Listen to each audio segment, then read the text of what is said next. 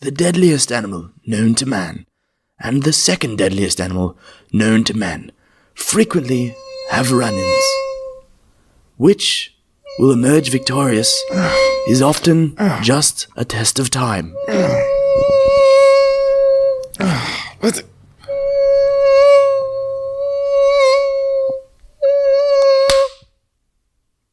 Gotcha, motherfucker.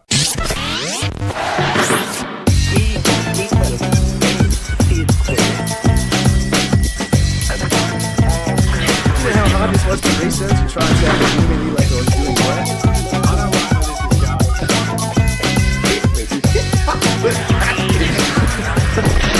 Sci-gasm. Hey, you buddy. Hey mate, how you going? Good. That was very energetic. Yeah, it was. It was very energetic. I was just like... Not expecting that after a couple of beers, yeah. If people actually like watched us set it up, I'm like, yeah, it's got to go to track 3 and do this. Yeah, okay. Hey, you buddy. What's going on, man? It's good. I feel injected though. That was good. I enjoy that. I'll inject you with anything you like, mister. To go there. As soon as I said inject, I'm like, he's going to make this Does dirty. that count as a dick joke? I don't know. Okay. I think it has to be related. Yeah, okay. So today's topic, though, to just round it in, we got a request from a listener named David, and he suggested we look into malaria. So I said, fuck that. I don't want to talk about malaria, so I talked about related. So we're going to talk about specifically mosquitoes as a vector and mosquitoes causing disease today. Yes, the most dangerous animal on Earth, responsible for more deaths from not them like they are vectors for they carry disease. Yeah, they kill disease. more humans than any other animal, including humans. Yeah. So the second biggest killer of humans is humans. I guess as well, it depends on what, a shark attack will kill you. The shark will kill you, but mosquitoes will inject you with another pathogen, and then from that pathogen will then kill you. Oh yeah, but you could argue the shark attack doesn't kill you. It's the massive loss of blood that kills you. And the missing limb, yeah. So we thank you very much for sending in your episode suggestion, guys. Like as we said last week, we do read them. We do, and if we get messages, we try to reply to them. And also, if you're arguing with someone online as well from Sci-gasm, it's most probably burned. It depends how many messages you've got. If it goes more than 2, it's probably me. Yeah. If it doesn't descend into insults, it's probably me. Motherfuckers. So we're discussing mosquito, just how bad mosquitoes are, and just how much death they cause. Really, absolutely, they're shits. They're absolute shits. They are, and beyond, we're in Australia, so we actually don't get that much disease caused by mosquitoes. It's mostly just that annoying I had that last night. I was dozing off the air, and one we're came coming past into me. summer. They're growing again. Those bastards. I know. I got to tell you though, David did say that we'll see if you can get a dick joke in on this topic. A dick joke. I feel like that's undershooting, really. Come on, give us a challenge. Wade's already one deep. It wasn't even related to the topic yet. Oh dear. Okay, so so before we start, how have you been, man? You been good? I've been pretty good, yeah. I've been enjoying the warmer weather as it comes into it. I know there's some pretty serious storms and going on in the US where a lot of our listeners are from. Yeah, so have you seen that safe. hurricane that looks like a dick? Two. Ding, ding. Yeah, have you seen it? That's amazing. And the coast looks like the mouth. Just like this person just coughing this dick straight in the mouth. It is. The US is literally getting fucked by storms They're getting right fucked now. right, yeah. It's almost What letter are they up to? Do you remember the name of the storm? I don't know. Yes, it was Florence. Florence. Yep. Getting fucked by Flo. Fucked by Florence, yep. And I guess, look, it's strange, we're kind of, in Australia we've had a massive drought. The US is experiencing more wild weather. A huge storm it is too. Massive. Yeah, parts of the world are flooding. The ice caps are melting. It's almost like something is doing this, and I can't quite put my finger on it. No, the Great Barrier Reef is dying. Yeah, a whole bunch of shit seems to be kind of happening.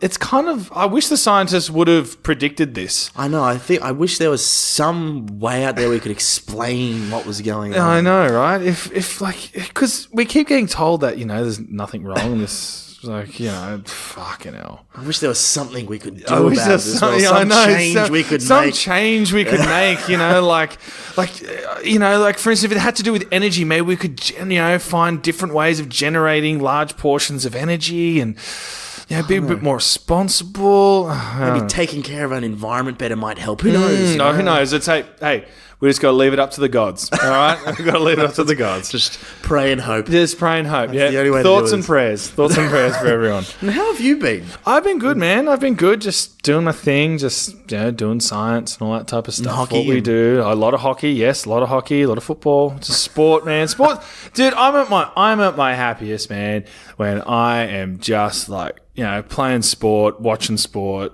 doing science, researching science, and chatting away with you. And I thought you were about to say you're at your peak, and I was like, oh, mate, that's terrible.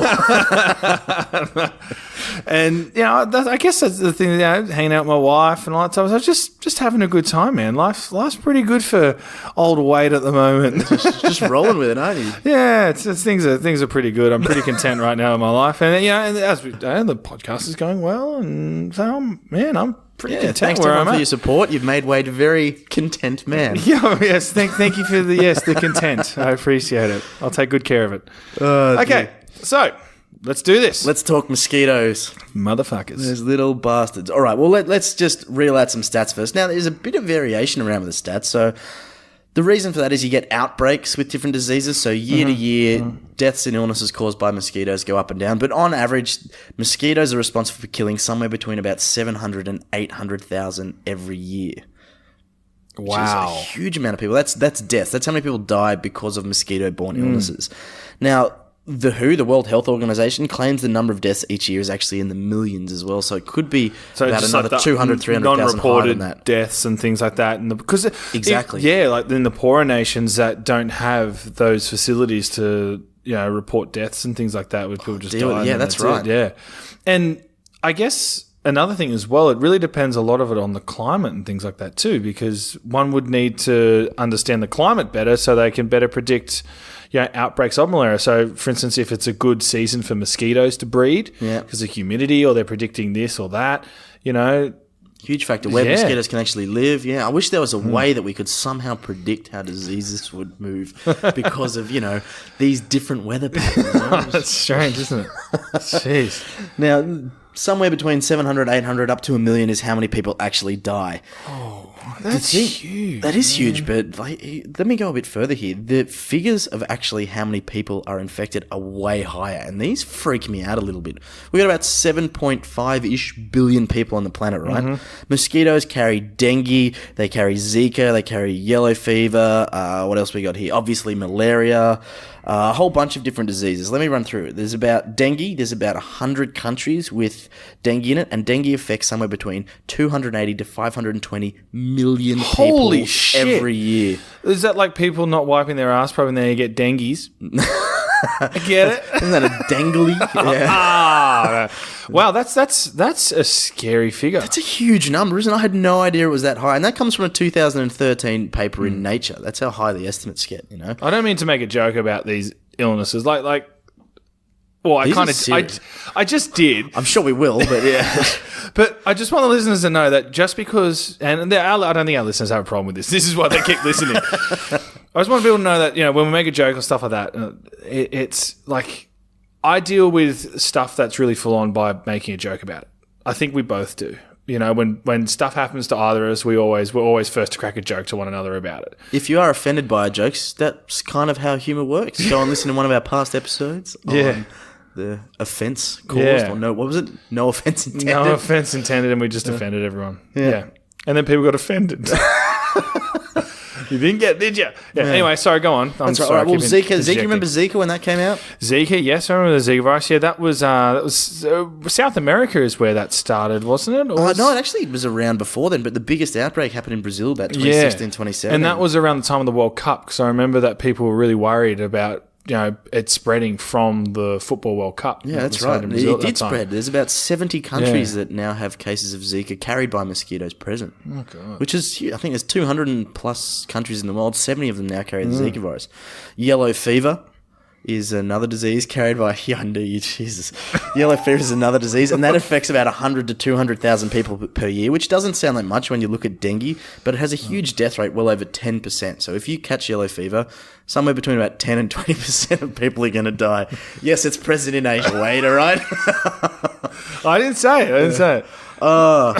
We have a guy we work with who clearly has yellow fever as well, and not the disease carried by mosquitoes. God bless him.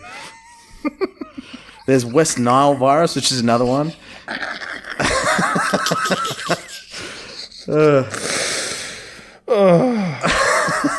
Okay, West let's Nile push virus. past the racism. I'm just, Okay, cool. Push past Yeah. it. No offense intended. No.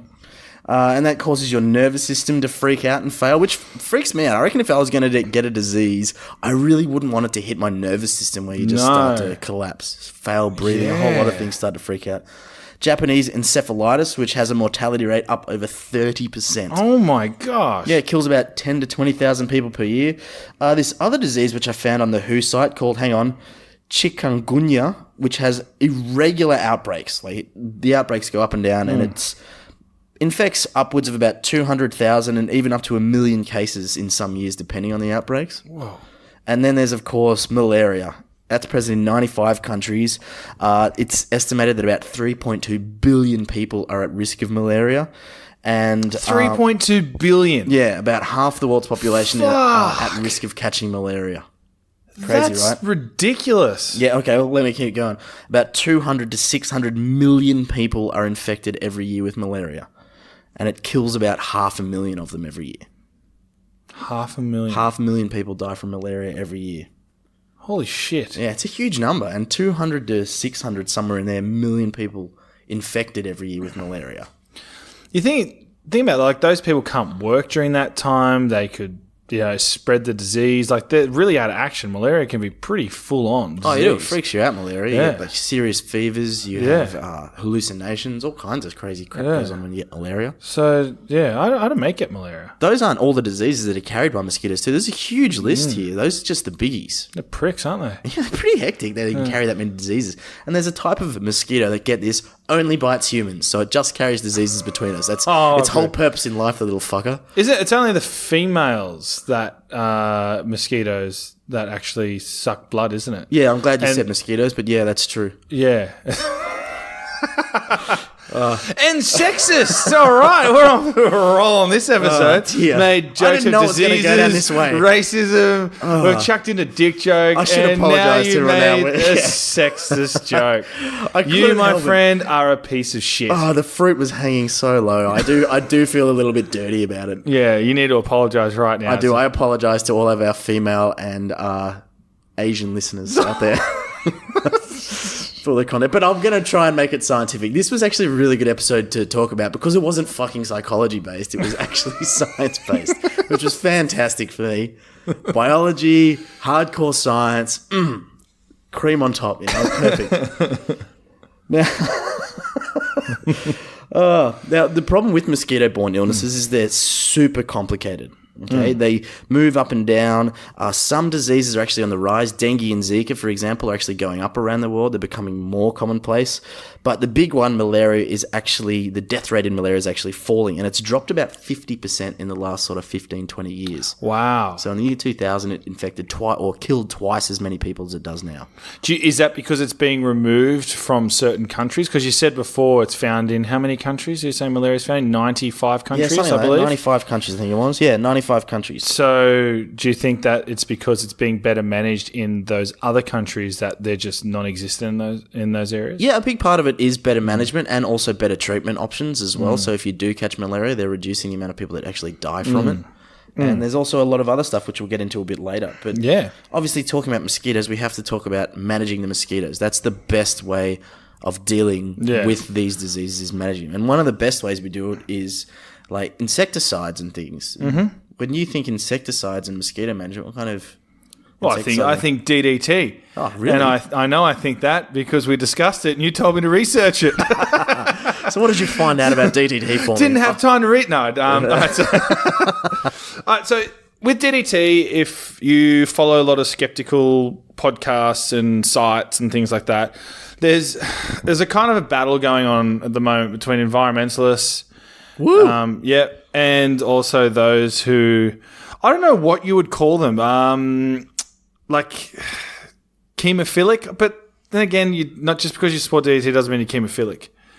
So I don't know. It's those who are in opposition to DDT, which is generally the environmental movement. A lot of people in the environmental movement. So you're saying the people who think that banning DDT in a lot of countries might have been a poor decision. Yes, and those who said, hang on, from a human health perspective, then yeah, this is a bad idea because you allow these kind of vector-borne illnesses to come back. Chemophobes and chemophiles or something. Yeah, chemophobe. But then again, by saying that, I'm not saying that just because you don't support DDT or you do support the use of DDT. Just fucking oversimplify, mate. I've already been racist and sexist in this episode, and you're scared of offending someone who enjoys DDT. Yeah. Anyway, so it all kind of started around a book known as Silent Spring. I believe you've read that, Bern. I love Rachel Carson. That's one of my favourite books. It's not... It's one of the 4 books in my life I've read. Yeah, so it's not too hard to guess where Bern stands on this issue. So it was Rachel Carson, and really this book has been largely credited and with being responsible for the Environmental Protection Agency. It was written over 50 years ago, and also like a huge part of the environmental movement too. Like really kind of gave that momentum to the environmental movement.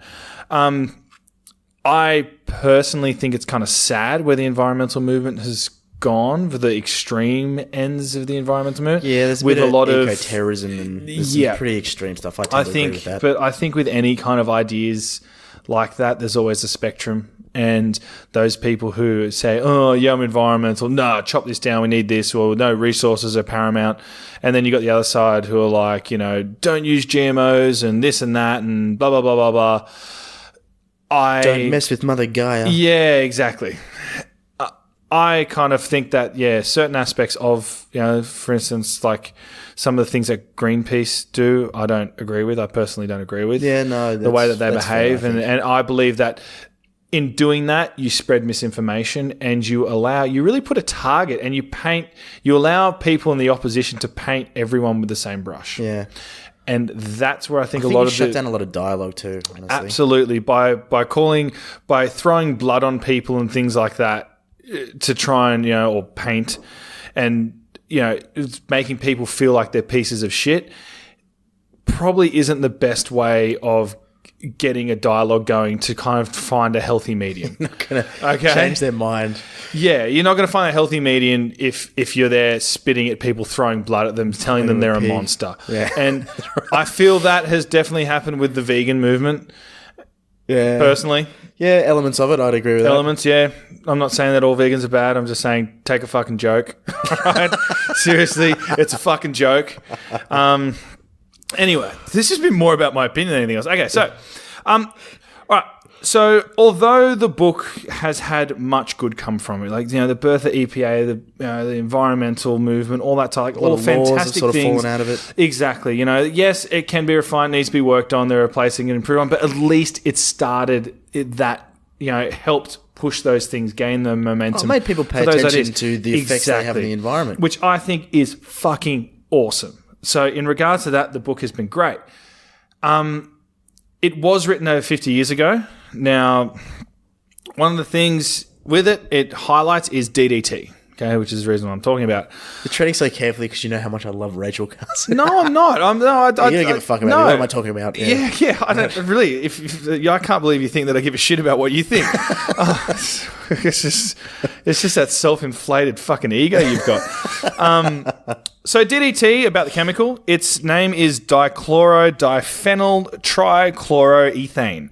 Yes, what a mouthful. And if you were lucky enough, like we were, to do third year chemistry at uni, you probably had to fucking draw it too. So it's really a chemical that was invented by Paul Hermann Muller in 1948. He actually won the Nobel Prize in Physiology and Medicine. Okay, so did he? Yes. Sorry, I think it was 1948. My apologies. He won the Nobel Prize for it in 1948. So DDT was widely used during World War II to help prevent the spread of typhus, dengue fever, and malaria, things that you've spoken about before.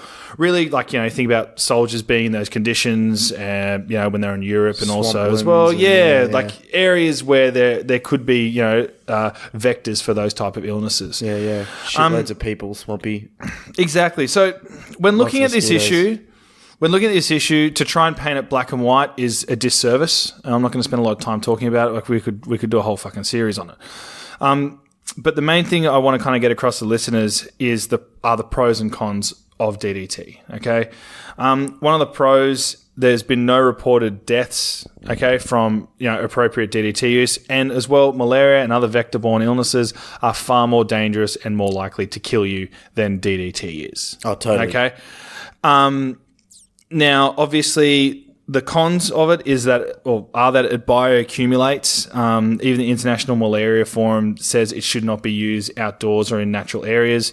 And as well, DDT is what they call an organochlorine, meaning it's got an organic compound with a chlorine attached to it. There's a bunch of them. They're generally used for pesticides and things like that. Well, some of them are. And also as well, they have been shown to disrupt the endocrine system and also be carcinogenic when not handled with care. Properly administered. Once again, in summary, really, this issue comes down to what you consider important. If you consider the environment as paramount and we need to protect the environment for future generations, then one of the big cons about DDT is that it bioaccumulates. So things like, eggshells, and because one of the issues is it really gets, it's really a prey kind of, it accumulates in prey. So I mean that birds will eat them, they'll feast on them, and then they'll obviously get exposed to DDT. Gets into the insects, they get eaten by something, that gets eaten by something, and then builds up through the food Exactly. chains. And as well, I know that people who understand a little bit about it would say, well, actually, it's not 100% shown to cause that. There are a number of variables that have caused thinning of eggshells. Yes, I understand that. However, there is a high correlation between thinning of eggshells and DDT use. Yeah, okay. If you're coming from a pro side, well, then it prevents things like malaria. It's not too dangerous for humans. And I can understand why people see both sides of the coin here. I know that you have an opinion. Oh, I have an opinion. Just wait there. I'm not done. All right. I was waiting for you, so I cut in. So it really depends on what you consider important and what you consider your personal values to be. There's no right or wrong. It's a very subjective thing, because if you see a child with malaria, which it could have been prevented, who dies from malaria, you've seen how many people malaria kills. Yeah. If you can prevent that. Now, one of the issues with DDT is it's very cheap. So meaning that developing nations, if they want to administer a program to help reduce the outbreak of malaria, DDT is a very inexpensive way as opposed to other alternatives. Yeah. There's a range of different things that people need to consider with these issues. They're never black and white. They're always grey. So, yeah, absolutely. So, what's your view? Well, I tend to think that, well, believe it or not, I think we should invest more in science. That might surprise you. What? Yeah. So if we have things that are potentially harmful to the environment, can we come up with, say, new compounds that degrade in the environment, break down into harmless compounds? Can we use them instead? Even if they're more expensive, maybe there'll be long-term benefits. That's what they're kind of doing. I think so, and I think there's also pretty good evidence that suggests that the widespread use of DDT, because it was so successful, because it was so popular, led to resistance in mosquitoes building up fairly quickly. That's one thing I did not mention. Yeah. Yes. So there's, like you said, there's a lot of two sides to the coin here. And by the way, that's not the whole story, obviously, listeners, about DDT. Please do your own research. Have a look out there. Reliable research. Research. Don't go to fucking, I don't know. You know what we're talking about.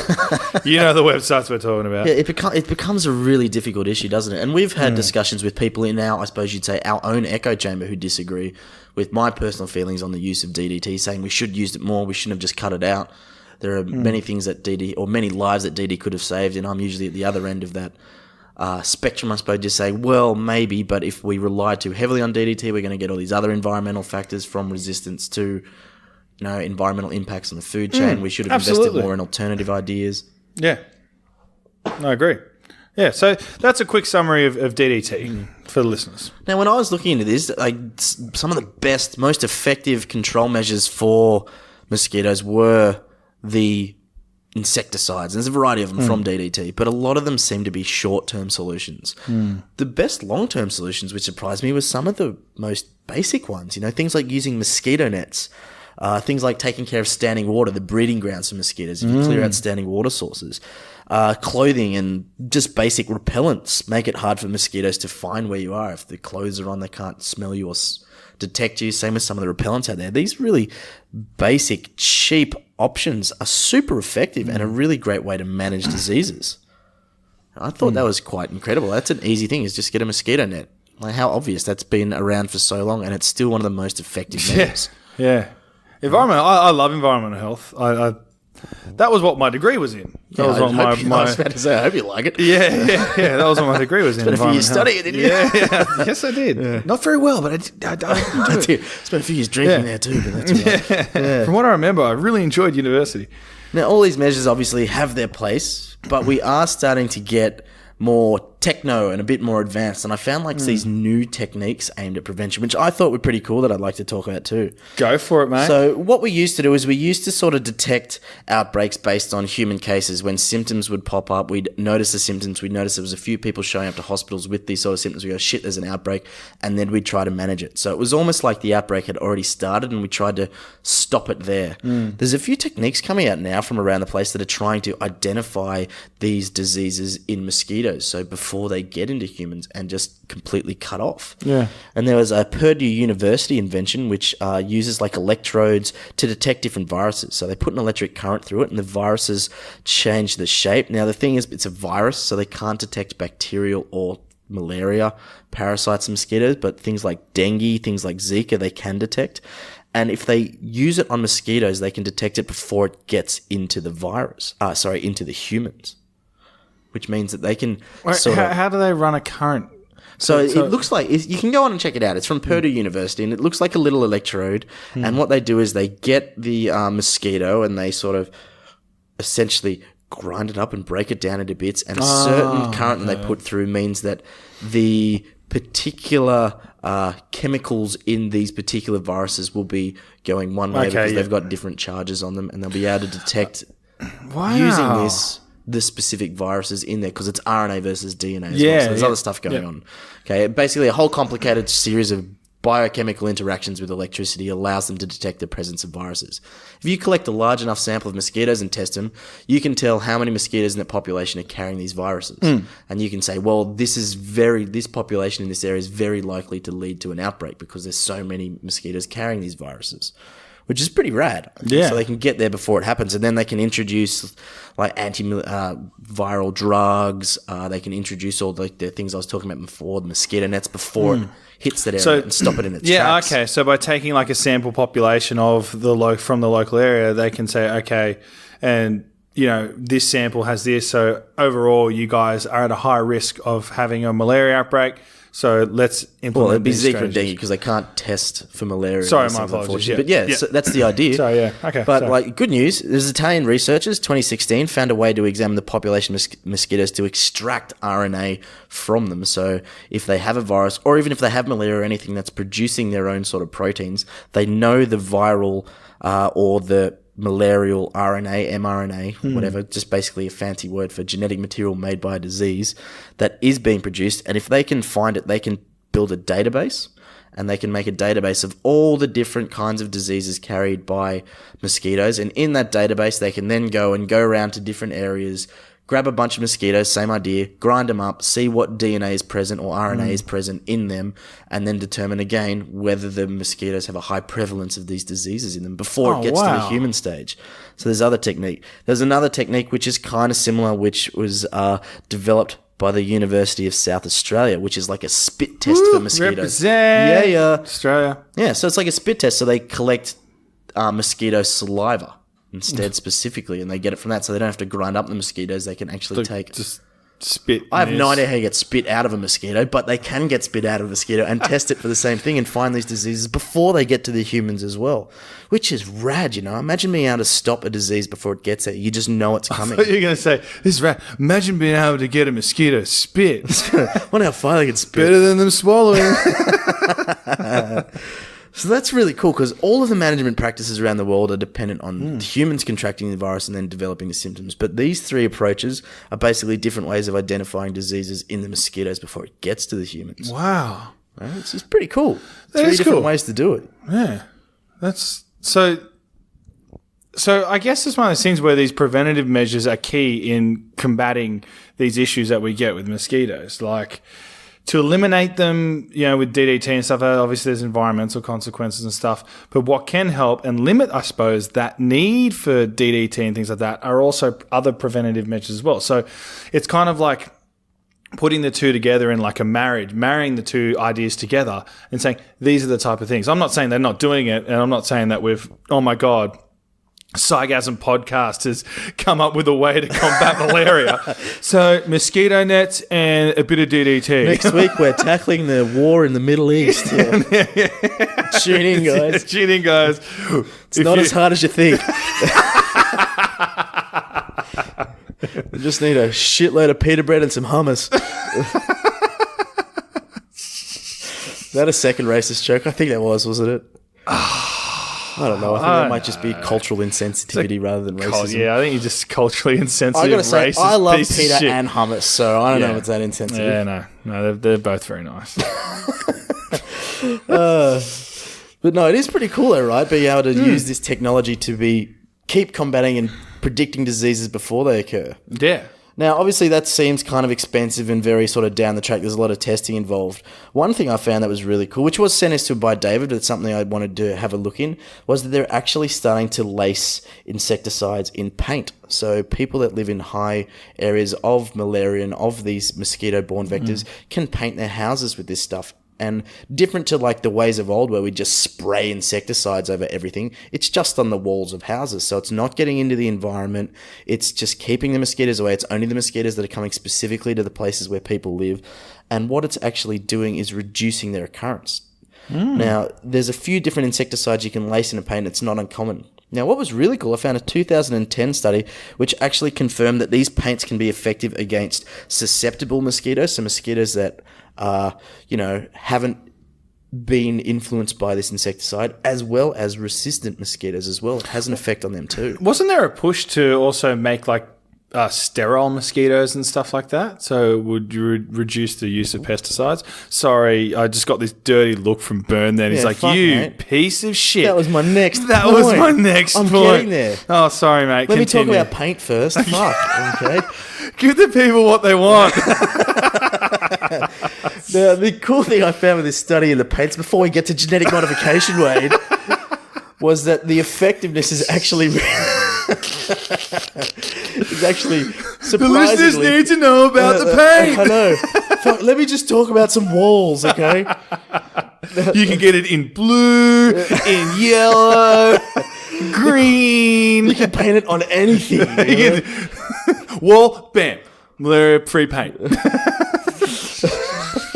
But it actually doesn't work as well on concrete walls, Wade, is what I was going to say. All right? Fuck, all right? Jesus. It's not as effective on porous walls. Are you happy? You ruined it for me now.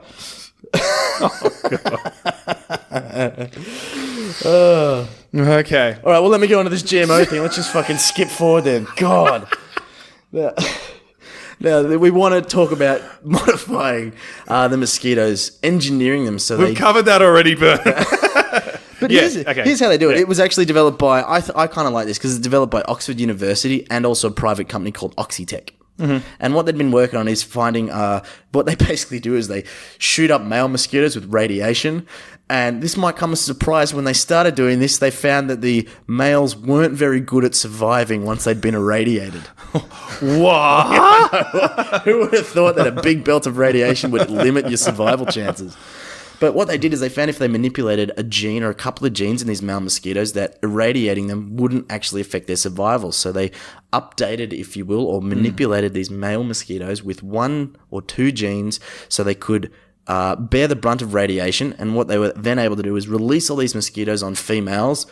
Here's your chance for a dick joke coming up, by the way. Yeah. And these males would go out, breed with these female mosquitoes, and when the female mosquitoes laid eggs, the eggs would develop as larvae, but they wouldn't be able to make it to the adult stage. So when they go from a larvae to an adult, we call it a pupa. They die during the pupal stage. So I don't, I need to look in the study more, but I would assume that then those larvae can still be fed on by predators and things like that. Yeah. So it would limit its environmental impact in a way. Yeah, that's the idea. And because it's a genetic manipulation, it's not like you're introducing extra chemicals into the environment, because obviously the DNA is already there. By making larvae still available, you've still got these sort of feeders, tadpoles and things feed on larvae. There's a whole lot of other larger insects, dragonflies, for example, feed on mosquito wrigglers, the larvae of mosquitoes too. And you haven't wiped out the mosquito larvae, so you're still providing that food source in the environment. Imagine as that. well. Like, imagine, you do it to mosquitoes. Like, imagine how fucking ripped off you'd be if you're a male mosquito. It's like, just gonna just change this in here. There you go. What are you doing? What are you doing? It's really fucking hot in here. Oh, it's really hot in here. Oh. And then they go out and they My try nuts and feel weird. Yeah. Oh, my balls feel tingly. And then going out, they're going, oh, okay. And then the mum's like, why ain't they growing? Going around sucking blood and stuff like that. Oh, we've just humanized the mosquitoes. I'm not sure if they give a shit that much. But No, they're pieces of shit. I fucking hate mosquitoes, you know? There's one of those animals that's like, it's like everything's got its purpose. You're like, fuck mosquitoes. Yeah, you know what? Mosquitoes and blue bottles, or the Portuguese man of war. I have no fucking idea what the purpose of those two animals Yeah, are. I don't know. Is And there they any just feed on shit them? me. I think turtles feed on Portuguese man of war, but turtles got plenty of options for jellyfish to feed on too. They've It's got not plenty their- of plastic to feed on Yeah, too. that's right. They got bigger problems than a lack of Portuguese man of war. Yeah, I don't know. Mosquitoes and the blue bottles, I would be happy to see the end of, honestly. I don't see the they're point of shit, those two aren't they? animals. They are Yeah. just a bit shit. A bit shit, know? yes. Yeah. That's crap. Okay, what other exciting things you got for us? Any more to do with paint? More paint stuff. Well, actually, just going back to the paint study. No, not really, but I'll tell you what doesn't work. How about that? So when we're Cool. talking about I'd preventive love to hear measures, about what doesn't work. I found there's these mosquito wristbands where they lace it. So you wear a wristband, it's laced with a certain insecticide. They're not like those balance bands, are they? Yeah, a little bit, but it's basically for mosquitoes. Totally don't work. Do you reckon? And this is another dick joke coming up. Do you reckon, if someone like wrapped one, say if they had a bent penis, the penis can become bent.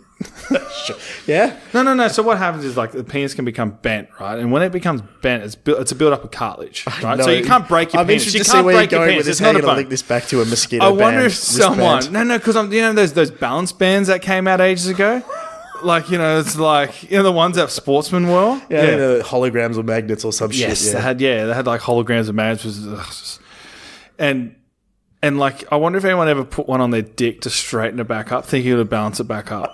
I always wondered that. I'm like, is that what they're meant to do? Increase balance? Is that to straighten up your spine or something? Oh, Jesus. But even the guy who came out said that they're a lot of shit. Probably, yeah. Now I've made enough money out of it and I can't be sued anymore. These are total bullshit. So someone's there, they're maybe involved in quite, a vigorous sexual encounter. Bet their dick and lucky I've got this balance band, I'll just transfer it to my... just wrap it around my nutsack, I'm sure it'll fix it all up for me. Oh, they're turning blue. It was funny, though, because it was at this science event, and I think it was someone from the Australian Skeptics came out, and he was going through the methods that they used when they first started selling them. It was just tricks that they would do to make people think that they were losing balance and stuff like that. And it was very insightful on how they went about pretending that they were balancing and stuff like that, and moving bodies around, and like getting you to do certain things that you felt were more balanced, and putting pressure on certain parts of your body, down the core, even though there's a bit of physics involved. Sneaky snake oil salesman. Yeah, it was very interesting. Very interesting. It is fucking conniving, though. I don't know. That's just dodgy, I reckon. You shouldn't be able to do that. Same with these mosquito wristbands. That's such shitty marketing. Because the issue is, it's not going to hurt you. But at the end of the day, you think that you don't need to put on bands and stuff like that. You don't need to think you need to put on any lotion or anything like that to help you protect you against mosquitoes, or even put up a mosquito net. Because you've got this magic band. And that's how I feel about alternative medicines. I saw this fantastic picture where someone was wearing a mosquito band with their hand in one of the... You've seen those mosquito test kits? Yeah. And he was just fucking covered in mosquitoes, even with the band on. Had a hand next to it, not exactly the same amount of mosquitoes. They literally don't do shit. If you've got a mosquito band, not only do you look like a retard... Oh, there's another insult I'm just throwing out there. I'm not allowed to use that word anymore, am I? No, Sorry you're about that. not. What is wrong with you? It's late, I'm tired, and I'm about 3 beers deep now, okay? Just cut me some slack.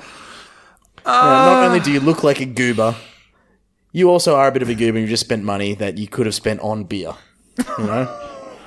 Or you could donate it to Sci-gasm. You can become a Patreon with that money.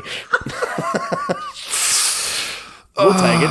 It's going to be just as effective as preventing. In fact, our episode is more beneficial or better at protecting you from mosquitoes than those mosquito wristbands. Yeah, I'd probably say even like me bending over and farting on someone's arm with a mosquito near it is more better prevention than those bands. At least like the air will move it away. Yeah. There's these ultrasonic sounds apparently that was supposed to help prevent mosquitoes. Totally don't work either. This might come as a surprise to you, Wade, one of your favorite herbal remedies. Totally don't work. Okay. Hey, stop ragging on herbal remedies, all right? Although some do work a bit. A bit. Okay. So there are some natural remedies like citronella. It does work a bit, but they're not as good as, just insecticides and actual mosquito repellent, Yeah, but they have harmful chemicals that are bad for your skin and your family. They're filled with chemicals. Yeah. As opposed to citronella oil, which is no chemicals. It has no chemicals. It's just a vacuum. You just smell like a weird flower. Yeah. That's it. Now, all that preventative stuff's great, though. What happens if you've already got the fucking disease, mate?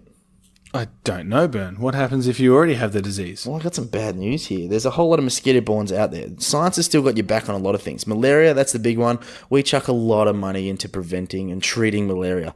There's a whole bunch of anti-malarial drugs out there, and there's really specific drugs, because there's actually a few different kinds of malarial parasites. So you've got some really specific drugs for the specific parasite you've got, which is nice. Now, usually people are treated with a conglomerate of these drugs, like a whole bunch of them, just give you a heap and it wipes it out eventually, which is why malaria, although it infects so many people, has quite a high relative survival rate as well. Now, more recently, which is cool, they've actually made malaria vaccines. Oh, that's awesome. Yeah, none of them are commercially available right now, but there's one that's currently in its what they call a phase 3 trial, which means it's a large-scale trial through a large number of areas as well. Now, bad news is it hasn't been as effective as people who are stakeholders want it to be. So while it is useful at treating some malaria, it's not as good. Like, you know how some flu vaccines aren't as good at treating the flu as they want to be? It's kind of like that right now. Good news, though.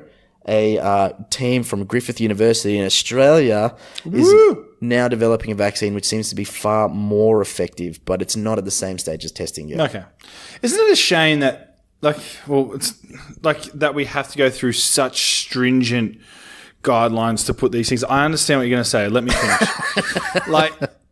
Because we have to entertain, we have to appease misinformation that's out there about vaccines and, them doing this. I wouldn't say a lot of this that. stuff is necessarily appeasing misinformation about vaccines. No.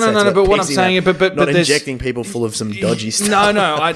I know that. But what I'm saying is that, it is one of the most, verified sciences, scientific ideas, vaccines. Yeah. It has to go through so many trials, and yet, which I love, but it still doesn't get the respect it deserves. I agree. Vaccines are probably the single greatest medical development. Yeah, intervention in the history of science. Yeah. That, and figuring out that healthy living can, microorganisms and stuff like that exist. Well, the vaccine sort of came from germ theory, and as far as treating, it's one thing to have antibiotics and things like that. I couldn't actually remember germ theory then. I'm like, microbe theory, germ theory, yeah. I actually was writing about it today, so it was fresh in my mind. So it's cool. Cool. So, germ theory, that's one of the greatest ideas to ever come out of science, is to this realization that we're covered in all this shit. And one of the best things I can recommend, one of the best things I recommend people do is go and actually, if you're worried about germs and all that type of stuff, go and study microbiology. Yeah. because it is one of the most life-changing things you'll ever study because you're like, shit, this stuff is everywhere. It's oddly reassuring, isn't it? You wouldn't think so. It is, yeah. And you can get your dog licking your mouth and it's cool. Yeah. It's cool. Yeah. What? Just picturing you making out with your dog, man. That's creepy as. You can fit your dog's whole head in your mouth. I don't know. Oh, mate. I'm not the fucking creep that's like, yeah, licking my mouth, Luna. Bestiality, racism, making fun of certain people with disabilities, sexism, and being culturally insensitive. I have been insensitive this episode. I'd like to You've been an apologise absolute prick. I would like to apologise. I've just been a bit lazy with my terminology. Yeah. Because I spent so much time researching. Yeah. I've just been a bit laxed. That's all right. That's all right. So I apologise to all the other people out there who may have taken offence, but I'm sure you'll get over it, especially if you listen back to that past episode I mentioned earlier. Yes. Now, malaria, great. When we talk about things like Zika, chikungunya, dengue, West Nile virus, we actually don't have any treatments for those. Oh, no. Yeah, that sucks. The only thing we do is give people fluids and just let their body fight it. There is currently a vaccine undergoing trials for dengue, but everything else, if you get it, you've got it. The only way to avoid it is those preventative measures. Just preventative measures. So just the right environmental health all those protocols. things. Yeah, okay. Yeah, which sort of like insect repellents and mosquito nets, that kind of stuff. It's the only way. Yellow fever, Japanese encephalitis. They do have vaccines available. In fact, when I went to Asia, I had to get vaccines for both of those things as well. Didn't get either of those diseases. I know it's anecdotal, but just saying. They are recommended for people traveling, but again, if you don't get the vaccines and you get those diseases, there are no treatments available. The only mosquito-borne disease we seem to have a treatment for, like a direct treatment for, is malaria. Which is kind of a scary thought, It really. is scary. It is. Yeah. I wonder if in a few years we'll have that type of stuff. But If you get a mosquito-borne disease, you better hope your body can fight it. yeah, You can get fluids. it's just kind of like one of those things. You're on your own. painkillers, just you're on your own. Just hope you're healthy enough. have to wait it out. Yeah. Wow. Manage some symptoms. Mosquitoes really are bastards. They're aren't they? pieces of shit, man. Not pieces of shit, but insect versions of shit. How satisfying is it when you get one, though? It's like, and you're like, Yeah. fucker. Or when you get one, you're like, it's got blood, and you're like, you piece of crap. You already got me. You already got me. Or someone else. Ew. Oh, great, now I got AIDS. Yeah. You don't catch AIDS, Burn. You catch HIV. Now I got HIV. Yeah. No, you made a joke about HIV. That wasn't a joke. It was just a... Can mosquitoes transfer? No, I don't think the HIV isn't very good at surviving outside the body, so I think it Oh, okay. can't be transferred. It's only be body fluid to body fluid. Okay. Anal sex. And vaginal sex. I assume so, yeah. And Magic Johnson. And Magic Johnson. And sharing needles is really the big one there. Yeah, definitely. Don't do drugs, kids. Don't do drugs. Don't share needles. Don't have unprotected sex. Even if you are trying for a baby, don't have unprotected sex. What? Sorry, dude. Just get a turkey baster. You know? If you're a true scientist, you'll turkey base that shit. On that note, if you'd like to become a Patreon and hear some more high quality science, you can become a Patreon at patreon.com/Sci-gasm podcast. Likewise, you can follow us on Instagram and you can follow us on Facebook and Twitter, and you can go to our website, sci-gasm.com, and you can send us emails at admin@sci-gasm.com, all that type of stuff. Go to our website if you want to get in contact with us for really anything. And trust me, like the last two episodes have actually gone with listeners' suggestions. So I really enjoyed appreciate researching this one, so thanks very much to David who sent that in. Yeah, thanks, guys. And please keep sending us your your requests and stuff like that. And to our patrons, keep sending through those intros, because we're kind of I don't think we've got any at the moment. No, we're a bit thin at the moment. Yeah. Okay. So send in those intros, patrons. Do it for us. Or me, not the racist fucking Misogynist over there. I'm culturally sorry. insensitive. here. Yeah, I'm sorry, everyone. No offense intended. Shut up, we're done. See you guys. Thanks for listening.